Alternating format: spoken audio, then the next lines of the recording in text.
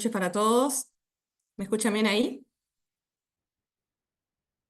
Bueno, me presento. Mi nombre es Mariela Tarabini, de Marketing de Minray Argentina. Y hoy tenemos el agrado de tener esta presentación con el doctor Edward Herrera. Les voy a compartir el póster de la presentación. Muy bien. Entonces, en el día de la fecha, nuestra serie de seminario web académico, el tema es evaluación de la patología anexial. El doctor Edward Herrera va a ser el encargado de brindar este seminario. Él es jefe del Departamento de Consulta Externa del Hospital Primero de Mayo del Instituto Salvadoreño de Seguro Social. También es director de la Escuela de Posgrado de la Facultad de Medicina de la Universidad de El Salvador. Es presidente de la Asociación de Ginecología y Obstetricia de El Salvador y también es presidente de la Asociación de Colposcopía de El Salvador. Así que, bueno, tenemos el honor de contar con su presencia. Le voy a dar la palabra a él. Muchas gracias. Ay, doctor, Eh, tiene...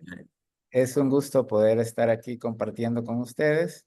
Espero que puedan ser algunos conceptos bastante útiles. Vamos a compartir la pantalla para poder dar inicio.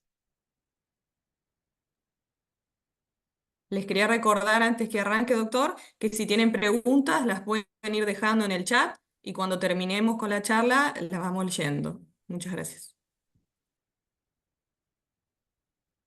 Bueno, vamos a platicar un poco acerca del abordaje más adecuado de lo que es la patología anexial, tomando en consideración que lo más importante es hacer un abordaje integral en donde podamos evaluar todas las condiciones que nuestra paciente presenta para que de esa forma realmente podamos llegar a un éxito en el diagnóstico y por supuesto en el tratamiento, utilizando las herramientas que tengamos a disposición y por supuesto seleccionando aquellas que mejor se adapten a nuestra necesidad.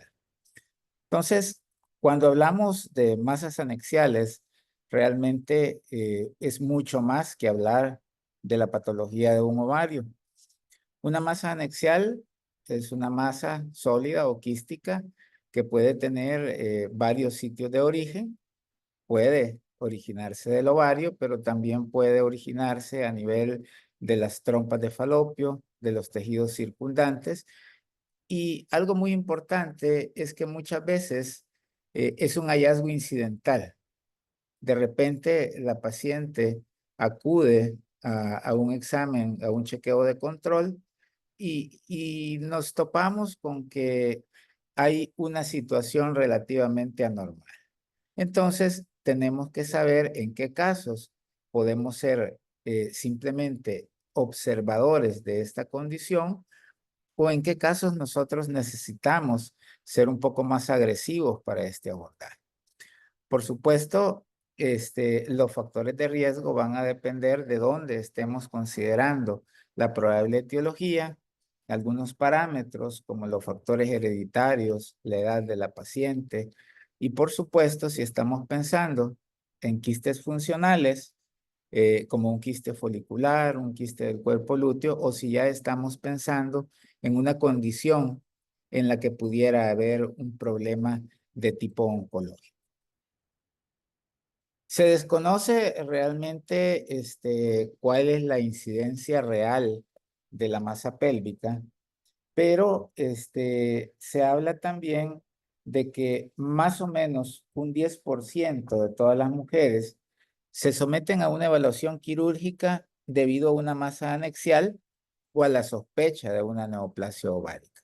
Entonces, debemos saber cuál es el camino a seguir y cuáles son las condiciones que nos pudieran hacer que cambiemos de una observación a un manejo mucho más agresivo en el que, por supuesto, tengamos que tomar algunas pruebas, estudios ultrasonográficos, laparoscopías o estudios más invasivos y por supuesto terminar en un acto quirúrgico. En el programa de detección por ultrasonido se habla de que la incidencia de masas ováricas es de menos de un 2% y que afortunadamente la mayoría de estas presentan una histología benigna. Sin embargo, ya en el proceso o en el periodo de la posmenopausia, este porcentaje puede elevarse hasta en un 15% y por supuesto que ahí cambia ya el seguimiento y las características clínicas que nosotros deberíamos de observar para decidir un cambio en el manejo de la paciente. Es importante para poder hacer un buen diagnóstico, establecer cuál es el origen más probable de esta masa anexial, excluir si es una situación de urgencia o una sospecha de malignidad y, por supuesto, definir si esto puede postergarse y llevarse de una forma lenta mientras obtenemos todos los estudios requeridos. Básicamente, los parámetros más importantes es la edad de la paciente, porque dijimos entre mayor sea la paciente, más alta la probabilidad de que sea un problema oncológico, la localización anatómica de la masa para poder evaluar a qué región anatómica corresponde y el estado reproductivo de la paciente, por supuesto, porque también hay que tomar en cuenta una mujer en edad fértil, una mujer posmenopáusica y otros parámetros que nos van a ir orientando hacia cuál debería de ser nuestro abordaje. Entonces, nuestros objetivos de abordaje deberían de ser determinar el tipo histológico, principalmente para descartar problemas de malignidad, determinar la región anatómica que está originando esta masa, evaluar el riesgo de malignidad y dirigir cuál va a ser nuestro mejor abordaje. Decíamos, cuando hablamos de una masa pélvica, no necesariamente hablamos solo de patología ovárica. Tenemos situaciones que pueden presentarse fuera del ovario relacionadas al embarazo, como un embarazo ectópico, a nivel de las trompas, como puede ser un hidrosalpinx o un absceso tubo-ovárico, quistes paraováricos, quistes de inclusión peritoneal, principalmente cuando hay antecedentes de infecciones pélvicas inflamatorias o procedimientos quirúrgicos, fibromas que pueden confundirse también con una masa anexial, abscesos diverticulares, absceso o tumor del apéndice en forma más rara, pero puede haber un cáncer también a nivel de las trompas de falopio, la enfermedad intestinal inflamatoria o maligna y, por supuesto, algo importante, un riñón pélvico. Muchas veces podemos confundir una localización ectópica del riñón con una masa de origen anexial. Y por supuesto, ya dentro de lo que corresponde específicamente a la región ovárica, podemos tener los quistes simples, quistes hemorrágicos o fisiológicos. Dentro de estos hablamos de los quistes foliculares o los quistes del cuerpo lúteo. Recordemos que cuando tenemos procesos fisiológicos, en algunas circunstancias el folículo no logra romperse y se nos va a formar un quiste folicular o se da la ovulación, se produce la formación del cuerpo lúteo y puede formar también un quiste del cuerpo lúteo. Usualmente los quistes foliculares no exceden los 2.5 centímetros y los quistes lúteos no exceden los 3 centímetros. Por supuesto, esperamos que en un periodo corto de 1 o 2 ciclos estos puedan desaparecer de manera espontánea, pero siempre tenemos que estar atentos al seguimiento y a los cambios que se puedan presentar. Los endometriomas, que son relativamente frecuentes en nuestra consulta y que por supuesto deben abordarse de una manera adecuada para evitar las consecuencias a largo plazo que estos puedan tener, principalmente en la fertilidad de la paciente. Neoplasias de tipo benignas, de tipo malignas y aquellas que incluso están borderline o en el límite de la malignidad. Y por supuesto los problemas ya neoplásicos que nos van a preocupar más grandemente en cuanto a un buen diagnóstico y al manejo. Decíamos que tenemos que tomar en cuenta las características principales de la paciente. Entonces, hablamos en niñas y adolescentes, puede presentarse hasta un 10 o un 20% de problemas relacionados con la malignidad, en el cual pueden darse algunos tumores de las células germinales en una forma más frecuente, y también que en estas circunstancias puede haber un riesgo alto de torsión, parámetros que debemos de tomar bastante en consideración. En el caso de las mujeres premenopáusicas, la mayoría de situaciones son de tipo benigno, por supuesto. En un primer momento siempre tenemos que descartar patologías o condiciones relacionadas con el embarazo y alteraciones del ciclo menstrual. Mencionábamos los quistes foliculares, los endometriomas y por supuesto, aunque sí existen problemas de tipo maligno, la incidencia del cáncer es bastante bajo, oscila entre un 1.8 a un 2.2%. Tenemos que tomar en cuenta los factores de riesgo para un cáncer ovárico. Por supuesto, entre mayor es la paciente, va a haber un mayor riesgo. Decimos una edad arriba de 60 años es un riesgo mucho mayor. Las mujeres de raza blanca. Se habla de las mujeres de descendencia judía askenazi. En cuanto a la raza judía, hay dos grupos principales, decimos el grupo askenazi y el grupo sefardí. Hay una alta población de ascendencia askenazi en los Estados Unidos y por eso es también importante tomar en consideración como un factor de riesgo.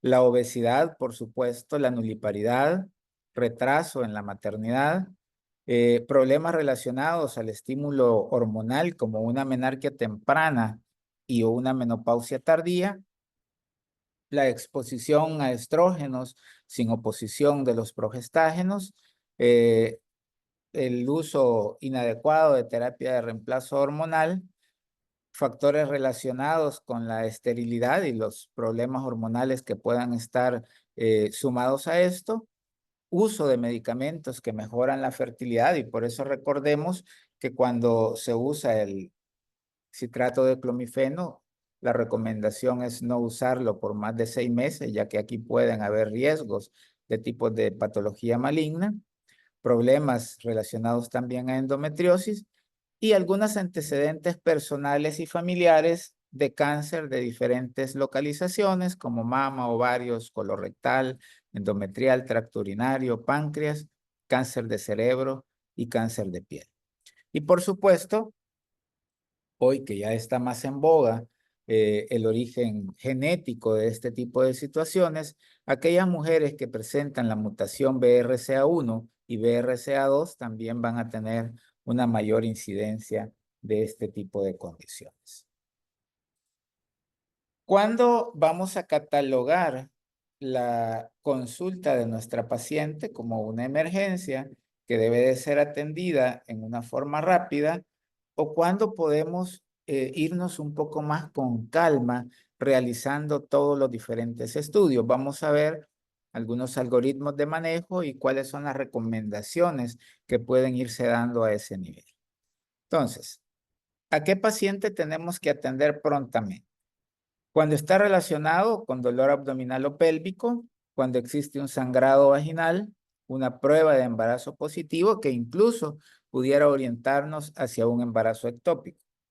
Cuando hay signos de inestabilidad hemodinámica o shock hipovolémico, cuando hay trastornos ya como taquicardia o hipotensión, que también puedan orientarnos hacia un embarazo ectópico o a un quiste que se ha roto y ha provocado también un trastorno hemodinámico. A veces hay situaciones pues que no son tan usuales. En una ocasión me tocó atender una paciente que por una ruptura folicular tenía un shock hipovolémico y le encontramos un volumen de 2000 ml en cavidad pélvica. No es lo usual, pero por supuesto son cosas que tenemos que tomar en consideración. Dolor unilateral, intermitente y de aparición repentina, principalmente asociado con náuseas y vómitos que pueden orientarnos hacia una torsión anexial, aunque también debemos de considerar procesos infecciosos y otras causas de dolor abdominal agudo, pensar en una apendicitis si es del lado derecho, y las otras condiciones que habíamos mencionado. Dolor abdominal o pélvico, fiebre, flujo vaginal purulento, signos de sepsis en los cuales ya encontramos alteraciones a nivel sistémico y por supuesto que indican que puede haber incluso la presencia de un absceso tubovárico. En estas circunstancias, nosotros tenemos que actuar más prontamente y pensar en la posibilidad de que sea requerido un pronto abordaje quirúrgico. Por suerte, esta no es la mayoría de pacientes. Tenemos pacientes también que pueden abordarse un poco más despacio y que sí es importante que podamos comprender si existe una posibilidad de una patología maligna en la que, por supuesto, pudiera haber necesidad de una cirugía más invasiva, en la que también se incluye toma de otras muestras como ganglios, peritoneo y otros parámetros que nos puedan ayudar a hacer un estadiaje más adecuado de estas condiciones. En este tipo de pacientes, por supuesto, una historia clínica detallada, evaluar nuevamente los factores de riesgo relacionados al cáncer de ovario para determinar cuál es la posibilidad, hacer un buen examen físico que incluya un examen pélvico en el cual se evalúe el tamaño, la consistencia y la movilidad de la masa. Siempre descartar la posibilidad de un embarazo en toda mujer en edad fértil. Por supuesto, tomar idealmente una gonadotropina coriónica beta, realizar la ecografía transvaginal, que es nuestra piedra angular en el diagnóstico o la sospecha de cuál es el origen de esta condición. En algunas ocasiones podemos recurrir a otros métodos de estudios más avanzados o más amplios, como una tomografía o una resonancia, pero algo muy importante para nosotros los ginecólogos es que una buena ultrasonografía pélvica puede brindarnos mucha más información que estudios más sofisticados. Un buen examen a conciencia que incluya los parámetros requeridos para evaluar el riesgo de malignidad nos va a ser de mucha utilidad y puede evitarnos el exceso de recursos requeridos para el abordaje de la paciente. Los niveles del CA-125 son importantes, ya vamos a hablar un poquito más adelante de ellos y por supuesto siempre debemos de tomarlo cuando tenemos alguna sospecha de malignidad y condiciones especiales en las que podemos encontrar pacientes embarazadas en las que pueden presentarse este tipo de situaciones, evaluar si hay urgencia en cuanto a un abordaje quirúrgico o si podemos esperar a que el embarazo se desarrolle normalmente y hacer el abordaje posterior. Vamos a ver cuál es el algoritmo que recomienda la literatura en cuanto al abordaje de estas situaciones. Encontramos una paciente asintomática a la cual hemos encontrado una masa anexial. Decíamos, si la situación es de urgencia, lo más probable es que yo voy a tener que hacer un abordaje quirúrgico de emergencia. Pero si el tiempo lo permite, lo mejor es definir exactamente cuál es el riesgo de malignidad, si es un riesgo bajo, un riesgo alto y qué tanto puedo yo observar a la paciente. Entonces decimos, mi primera pregunta ¿es una paciente posmenopáusica? ¿Sí o no? Si es una paciente posmenopáusica, debo de evaluar la utilización de marcadores y por supuesto debo de realizar el índice de malignidad. Si no es una paciente posmenopáusica, decíamos, lo primero que yo debo de descartar es que la paciente esté embarazada. Si la paciente es posmenopáusica, dijimos mandar marcadores, evaluar el índice de malignidad, que pudiera estar arriba de 200. Si los marcadores están anormales, el índice de malignidad es arriba de 200 y hay factores para cáncer de ovario, entonces lo mejor es un abordaje quirúrgico, idealmente con el apoyo de ginecología oncológica. Vamos a hablar un poquito más adelante de la evaluación con índice de malignidad por supuesto, de la categorización IOTA, que nos ayuda a definir el riesgo que la paciente puede presentar para esta condición. Por otro lado, decíamos, no hay factores de riesgo para un cáncer de ovario.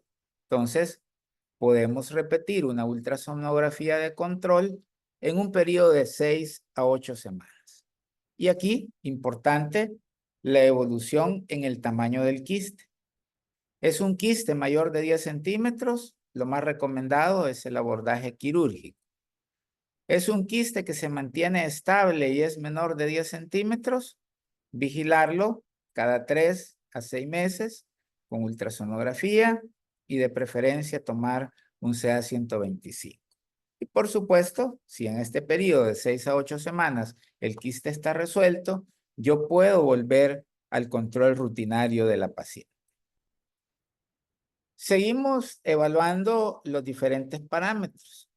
Dijimos, si la prueba de embarazo estaba positiva, por supuesto, tenemos que descartar un embarazo ectópico o un tumor de células germinales, que son los que más frecuentemente nos van a dar la gonadotropina positiva. No hay prueba de embarazo positiva, entonces realizar o reevaluar la ultrasonografía pélvica para ver cuáles son las condiciones y cuál va a ser el seguimiento que yo le debo brindar. Cuando vemos las opciones, podemos decir, aquí se ve un poco como diverso y conglomerado, pero vamos a separar las condiciones que la paciente puede tener para definirlo de una mejor manera. Entonces, hacemos la reevaluación con la ultrasonografía y decimos, ¿es un quiste simple o es un quiste complejo? Vamos a hablar primeramente de un quiste complejo o sólido. Nuevamente, si encontramos un quiste complejo o sólido, evaluamos los riesgos para cáncer de ovario, la historia familiar, la disponibilidad de factores genéticos, la herencia judía askenazi que mencionamos y los hallazgos ultrasonográficos de malignidad que vamos a abordar un poquito más adelante. Si hay marcadores alterados o un índice de malignidad anormal, arriba de 200, pues lo mejor es hacer un abordaje quirúrgico. Si los marcadores están normales y el índice de malignidad está menor de 200, vigilancia cada 3 a 6 meses con marcadores, resonancia si hay alguna duda diagnóstica, por supuesto siempre vigilar los factores de riesgo. Si la masa persiste, aumenta o los marcadores se tornan anormales, entonces sí tendríamos que pensar en un abordaje quirúrgico. Por otro lado, si es un quiste simple, que es lo que más nos conviene y lo que más le conviene a la paciente, si es un quiste arriba de 10 centímetros, lo mejor es abordaje quirúrgico.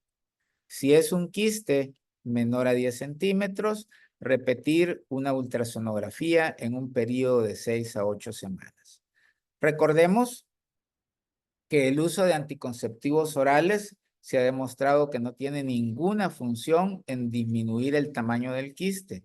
Importante explicárselo a la paciente, que independientemente de lo que nosotros le demos, si el quiste va a resolver de manera espontánea, lo va a hacer. Si en este control de las 8 semanas el quiste está resuelto, volvemos a los cuidados de rutina.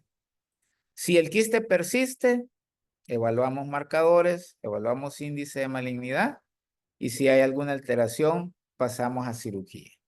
Si los marcadores están bien, continuamos la vigilancia cada 3 a 6 meses, siempre verificando los parámetros a nivel general. Y si el quiste, aunque sea un quiste simple, mide más de 10 centímetros, después de ese chequeo, pues lo mejor es el abordaje quirúrgico. Algo muy importante es no olvidar, ¿verdad? Condiciones relativamente frecuentes que pueden llegar a terminar en un proceso quirúrgico innecesario. Ya lo hemos visto con alguna frecuencia, ¿verdad? El famoso Mittels-Mers o dolor intramenstrual. Un parámetro muy importante cuando nosotros evaluamos el dolor pélvico es siempre considerar la relación con el último periodo menstrual. Si el dolor se ha presentado 14, 16 días después del inicio de la regla, Lo primero que nosotros tenemos que pensar es que es un síndrome de Mittelsmere originado por la presencia de sangre a nivel pélvico posterior a la ruptura del folículo. Importante, ¿verdad? Porque como mencionábamos, en algunas circunstancias vamos a tener sangrados muy considerables, pero usualmente el sangrado es muy leve y solo requiere manejo con analgésicos y el seguimiento exhaustivo. Ahora, decíamos, es importante definir el riesgo de malignidad que pueda tener esta paciente. El Colegio Real de Obstetras y Ginecólogos del Reino Unido dice que es importante eh, considerar los valores del riesgo de malignidad para considerar el manejo de la paciente. ¿Cuál es la sensibilidad y la especificidad del el índice de riesgo de malignidad? Tenemos una sensibilidad que puede llegar hasta un 85% y una especificidad que puede llegar hasta el 97%. ¿Qué quiere decir esto? Si el índice está abajo del corte esperado, que puede ser 200, 250, dependiendo de cuál tomemos, prácticamente de cada 100 mujeres a las que esta prueba les salga normal, 97 estamos con la certeza de que no tiene riesgo de malignidad. Y por eso es importante que cuando tenemos un reporte de ultrasonografía, siempre nos describan las características clínicas que nosotros necesitamos para definir y poder catalogar a la paciente, ya sea en el índice de riesgo de malignidad, en la categoría IOTA o en la categoría ORRAD. El score del índice de riesgo de malignidad tiene una sensibilidad sumamente alta para cáncer de ovario, del 75% y una especificidad de hasta un 90%. Por supuesto, siempre nosotros queremos tener una especificidad cercana al 100%, porque yo tengo que darle la garantía a mi paciente de que cuando le digo que no hay probabilidades de un cáncer, lo más seguro es que no lo hay. Si yo tengo una prueba con una especificidad muy baja, tengo que explicarle a la paciente que puede haber mayor porcentaje de error y que la condición puede en algún momento virar hacia un problema maligno. ¿Cuáles son las recomendaciones de las organizaciones profesionales? La guía del Instituto Nacional de Salud y Excelencia Clínica menciona un valor de corte de 250 en el índice de riesgo de malignidad para referir a gineco-oncología o para pensar en un problema maligno en el cual debemos abordarlo de una manera integral. El Real Colegio de Obstetras y Ginecólogos menciona que puede tomarse desde un valor de 200 y puede ser resultados relativamente similares a tomar un corte de 250. Pero en fin, para nosotros ya un valor de 200 del índice de malignidad debería de alertarnos y por supuesto orientarnos hacia una sospecha de la malignidad. ¿Cómo se calcula este índice de riesgo? Vamos a ver los parámetros, pero afortunadamente hoy con la tecnología, pues casi que todo podemos calcularlo fácilmente con herramientas electrónicas. Ya vamos a ver algunas de ellas. Entonces, el índice de riesgo de malignidad utiliza tres parámetros. Un parámetro U, que es el resultado de la ultrasonografía o ecografía pélvica. Un parámetro M, que es el relacionado con el estado menopáusico de la paciente, y el valor de CA-125. Entonces dice, en relación al parámetro U, que es el de la ultrasonografía, se va a puntuar con un punto por la presencia de cada una de las situaciones. Quistes multiloculares, áreas sólidas, sospecha de metástasis, presencia de ascitis y cuando son lesiones bilaterales. Puede ser 1, 0, 1 o 3. En el parámetro M decimos un puntaje de 1 si la paciente es premenopáusica y un parámetro de 3 si la paciente es posmenopáusica. Y por supuesto, el valor de CA125, que lo vamos a tomar en unidades por mililitro. Ahí tenemos un ejemplo en una paciente que la ecografía muestra quistes ováricos bilaterales con áreas sólidas y ahí tenemos ya la multiplicación o el parámetro que nos da después de hacer el cálculo electrónico. Vamos a tener con un CA125 de 55, en el parámetro 1 da 3, en el parámetro de M nos da 3 y multiplicamos por 55, esta paciente nos da un índice de malignidad de 495.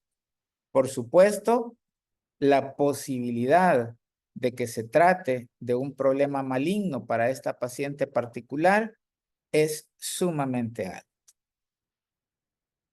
Se dice, un índice de malignidad abajo de 25, el riesgo de cáncer es menor al 3%.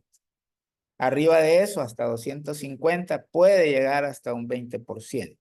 Pero un índice de malignidad arriba de 250, estamos ante casi un 75% de posibilidades de que se trate de algo maligno. Y lo que les mencionaba, las herramientas electrónicas, ahí tenemos una de ellas.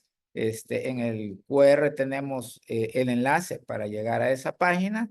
Ahí solo ya nosotros seleccionamos cuál es el estado de la paciente, si es un estado premenopáusico o posmenopáusico. Los hallazgos ultrasonográficos, decíamos, multiloculado, componentes sólidos, si son lesiones bilaterales, si hay ascitis o presencia de metástasis, y el valor del CA125. En este caso vemos el CA125 no está tan alto, está en 40, pero al sumar los hallazgos ultrasonográficos y el estado menopáusico, el score nos da arriba de 250 y por lo tanto esta paciente debe de ser derivada a ginecología oncológica. Luego tenemos lo que es el análisis IOTA, en el cual, por supuesto, hacemos una evolución de las características benignas y malignas que la tumoración puede tener, y la literatura describe que cuando es realizada por un ultrasonografista experimentado, es una herramienta de mucho valor, también con una buena sensibilidad y especificidad.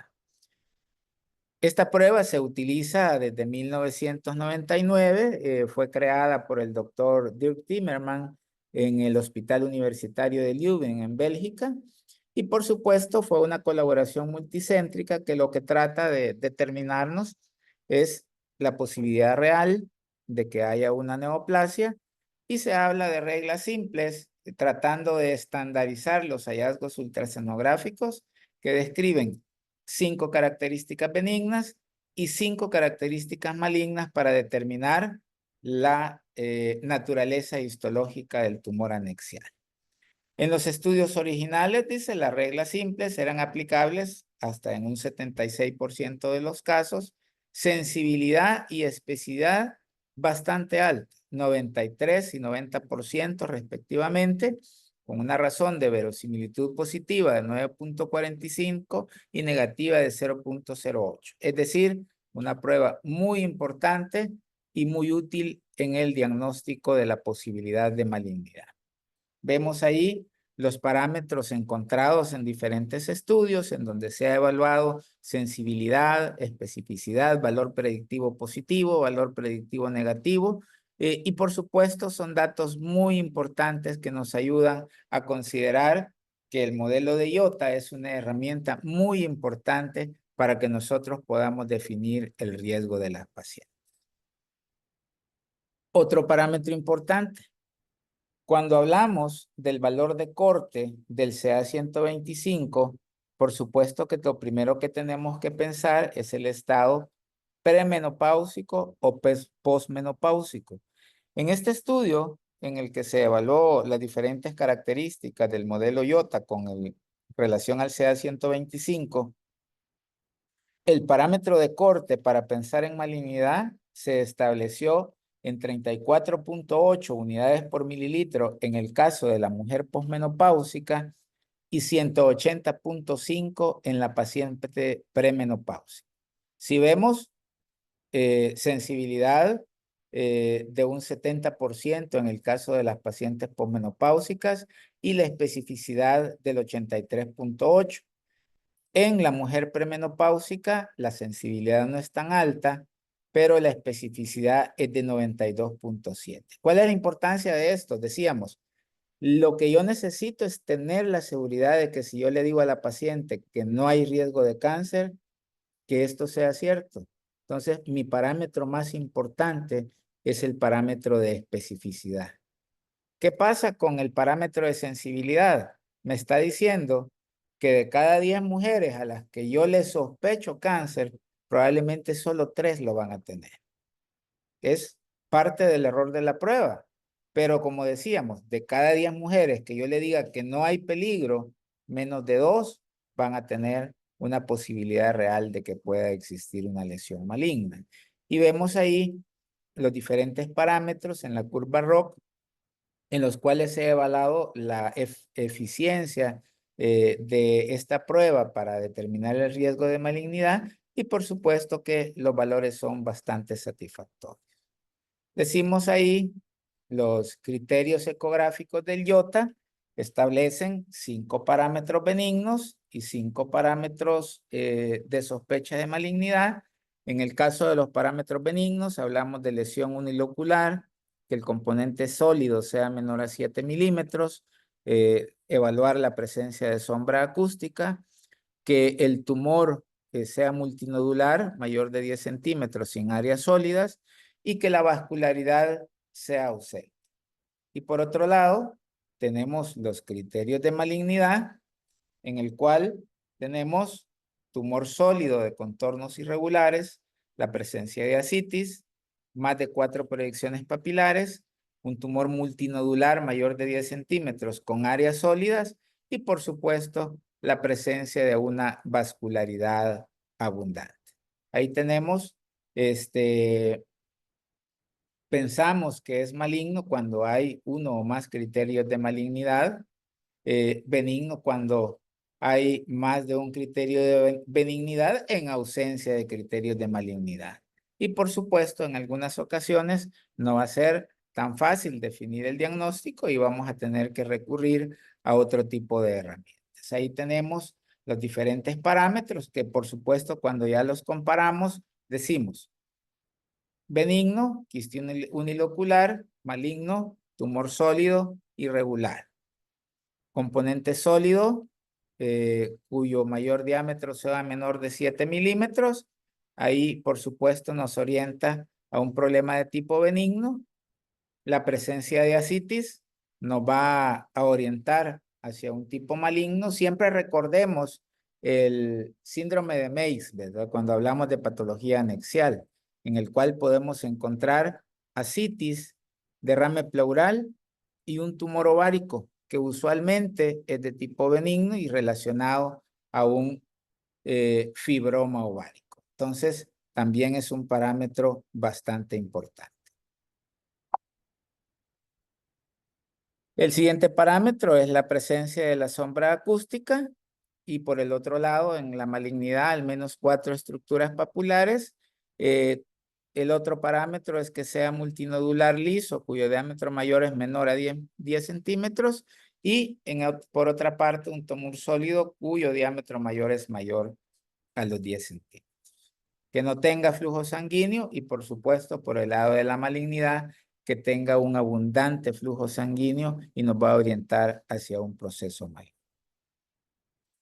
Ahí tenemos también otro sitio donde nosotros podemos ingresar los parámetros descritos en la ultrasonografía y nos va a evaluar cuál es el riesgo que nosotros tenemos de que esta tumoración pueda tener una probabilidad de que sea un cáncer ovárico. Siempre es importante, siempre hay que pedirle a nuestros ultrasonografistas que traten de describirnos todas las características que nosotros necesitamos. Es ideal que las unidades de ultrasonografía sistematicen este tipo de reportes de manera que incluyan siempre los parámetros que nosotros necesitamos para hacer un índice adecuado.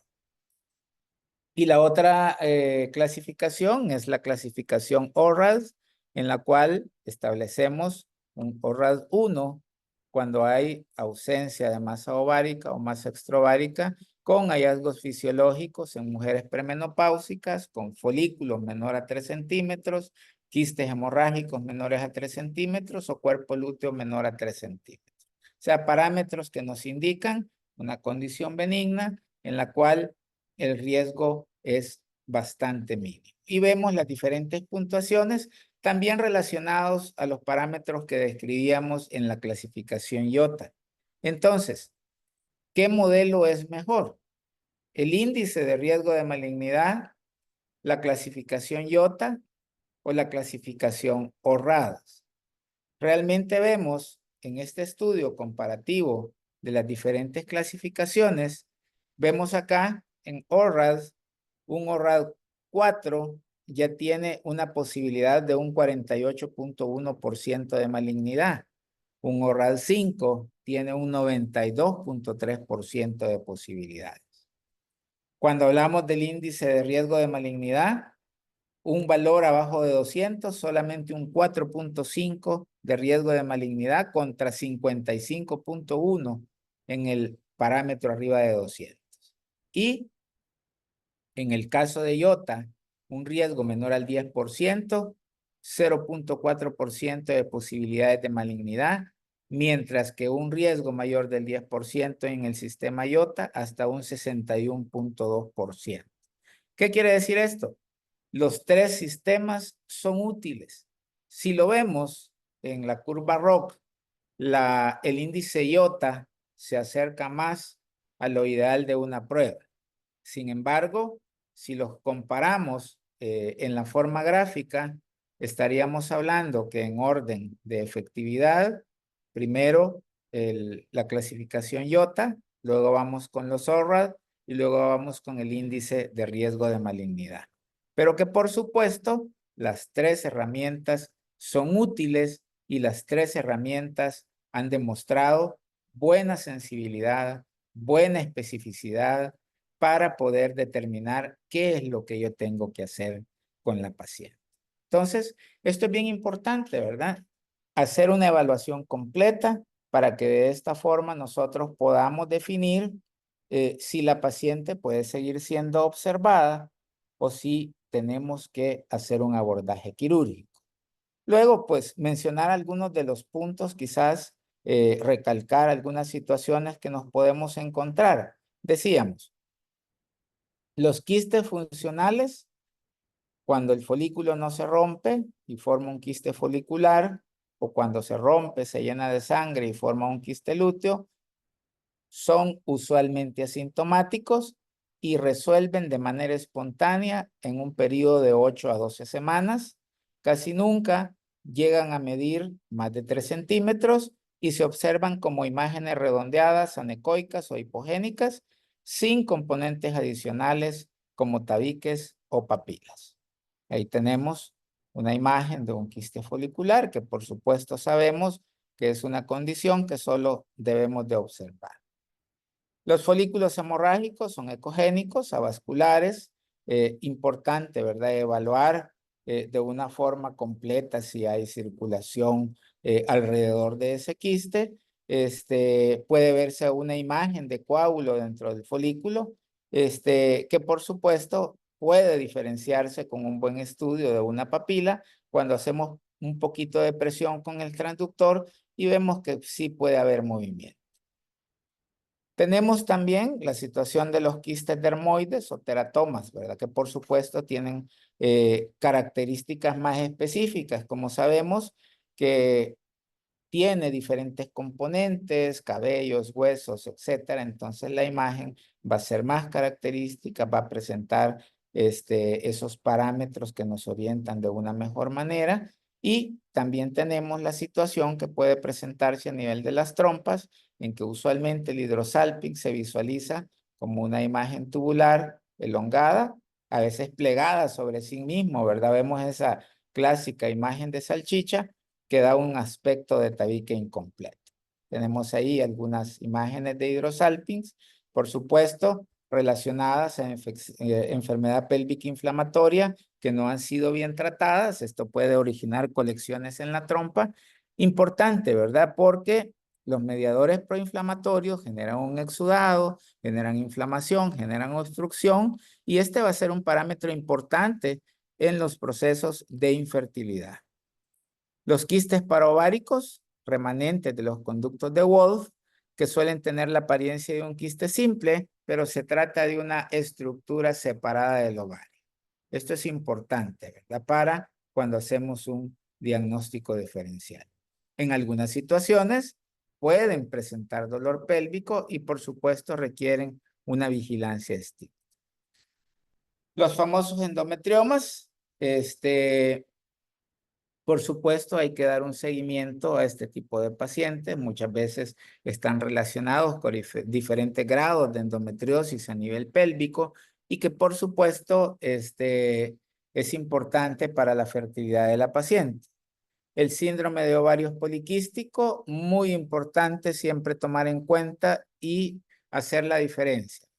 No es lo mismo una imagen de ovario poliquístico que un síndrome de ovarios poliquístico, en el cual ya tiene que haber demostrada la presencia de un hiperandrogenismo, ya sea en forma clínica o en forma bioclínica. Y que hoy por hoy, como parte del diagnóstico del síndrome de ovarios poliquísticos, ya se incluye también lo que es la medición de la hormona antimuleriana.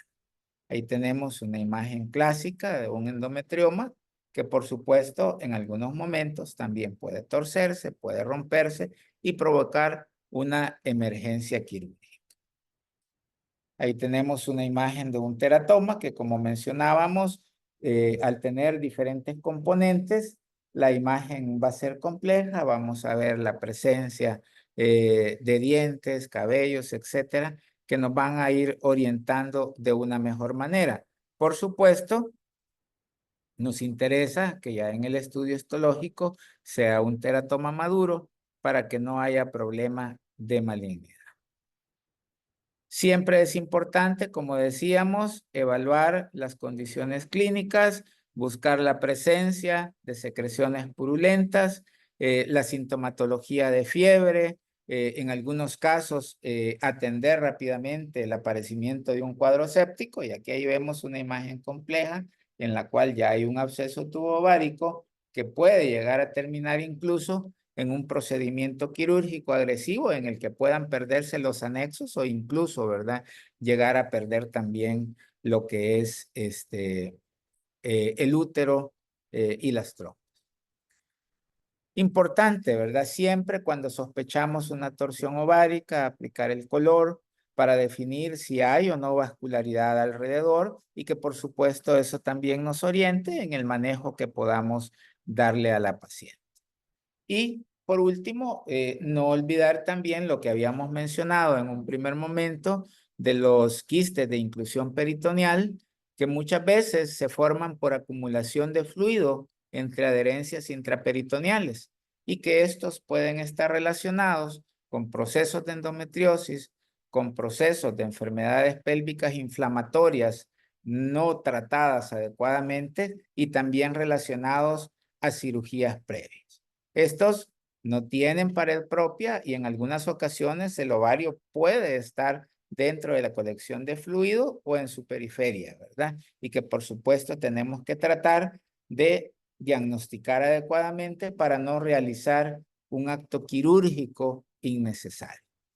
Esto es entonces lo que podemos hablar en relación a la patología de los anexos. Recordar que no siempre va a ser ovario, que existen otras situaciones, otras condiciones y que por supuesto la primera obligación es que el ultrasonografista nos describa todos los parámetros que nosotros necesitamos para calcular el riesgo, que tomemos marcadores en aquellas pacientes que lo ameritan dependiendo de sus condiciones y factores de riesgo y que por supuesto en el caso que sea necesario derivemos hacia ginecología oncológica, o sea, la especialidad que sea requerida para que el éxito del tratamiento sea efectivo.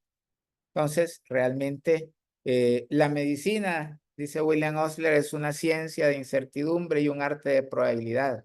Muchas veces entramos a un acto quirúrgico sin tener una certeza de lo que pudiéramos encontrar.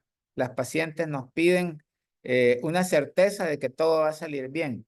En muchas ocasiones no podemos hacerlo, pero tenemos que explicarle de la forma más orientada posible cuáles son las posibilidades, cuáles son las condiciones y cuáles pueden ser las consecuencias que nuestro abordaje pueda tener. Así que esto es lo que quería compartir. Quedamos abiertos a si hay alguna pregunta o comentario. Muchas gracias.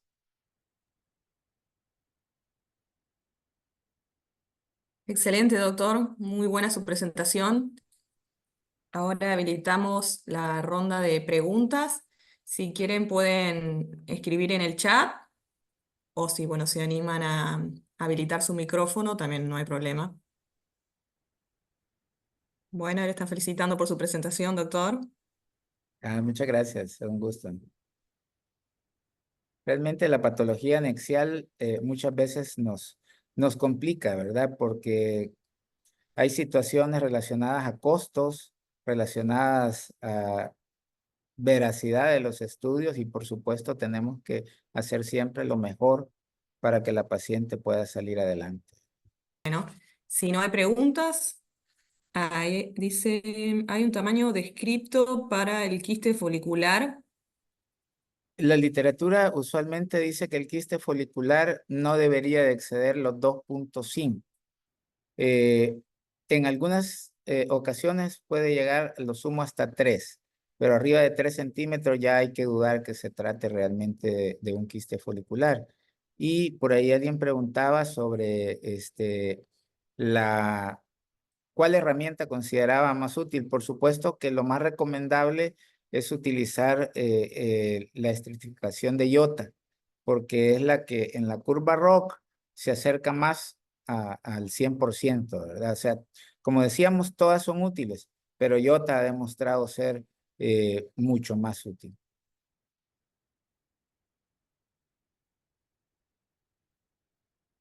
Dice, marcadores tumorales normales, si es necesario extirparlo.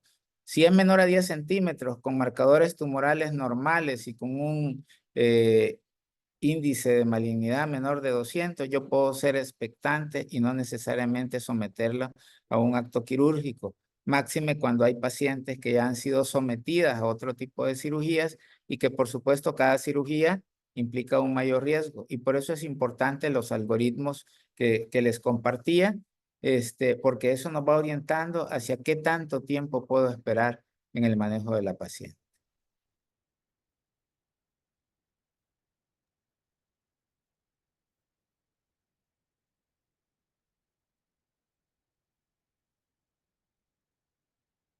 Ahí también preguntan, doctor, si será posible que comparta IOTA y otra escala y evaluación, o al menos el link. Ahorita ahí en el chat les voy a poner el enlace al IOTA y al índice de malignidad. Vamos a ver si Muy lo bien. ponemos acá. Este es el de IOTA.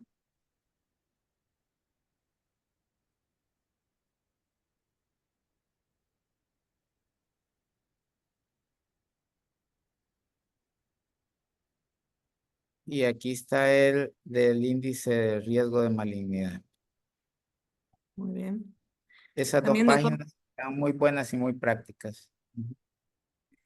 preguntan también si un quiste simple de 3 o 4 centímetros en una dama posmenopáusica es necesario extirpar.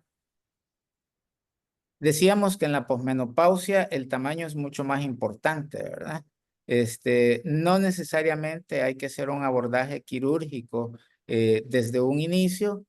Ahí lo más importante es el seguimiento. Si en el control de las 6, 8 semanas se ha mantenido estable o ha disminuido y no existe ningún otro parámetro que nos oriente a malignidad, yo puedo darle seguimiento a la paciente cada 3, 4 meses y por supuesto hacer una vigilancia estricta. Pero sí es importante, en la posmenopausia cualquier tamaño es importante, pero también hay que evaluar si existe un riesgo elevado de malignidad o no para pensar ya en un acto quirúrgico. Acá preguntan, ¿algún comentario sobre quistes en adolescentes? Sí, mencionábamos que en adolescentes el riesgo de que pueda haber una patología maligna puede llegar hasta un 20%.